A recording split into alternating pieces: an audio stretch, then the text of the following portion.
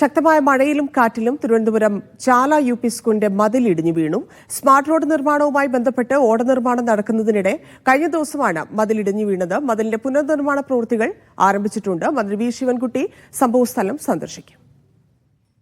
തിരുവനന്തപുരത്തെ ഗവൺമെന്റ് ചാല യു.പി. സ്കൂളിലെ തകർന്നു വീണ മതിലാണ് ഈ കാണുന്നത്.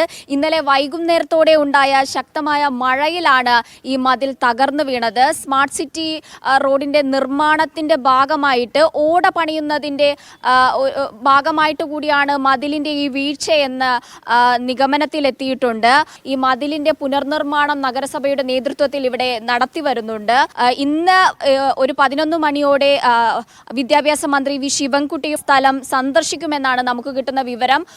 കൂടാതെ സംസ്ഥാനത്ത് വരും ദിവസങ്ങളിലാകെ മഴ കനക്കുന്ന ഒരു സാഹചര്യമാണ്. കഴിഞ്ഞ 2 ദിവസമായി സംസ്ഥാനത്ത് അതിതീവ്ര മഴയുണ്ടായിരുന്നു. തിരുവനന്തപുരത്ത് യെല്ലോ ഓറഞ്ച് അലേർട്ടുകൾ മാറി മാറി വരുന്ന ഒരു സ്ഥിതിവിശേഷമാണ്.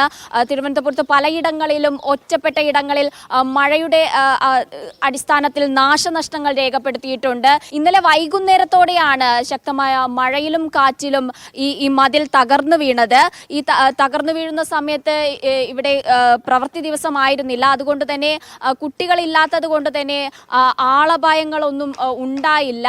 യാതൊരു വിധത്തിലുള്ള അപകടവും ഉണ്ടായില്ല. അത് ആശ്വാസകരമായിട്ടുള്ള ഒരു കാര്യമാണ്.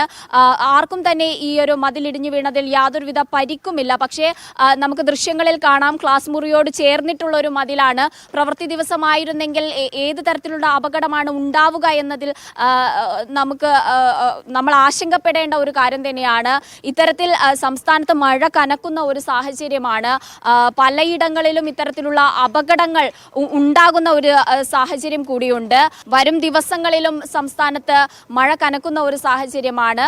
അതുകൊണ്ട് തന്നെ എല്ലാ തരത്തിലുള്ള കാലാവസ്ഥാ വകുപ്പ് നൽകുന്ന എല്ലാത്തരം ജാഗ്രതകളും പാലിക്കേണ്ടതുണ്ട്.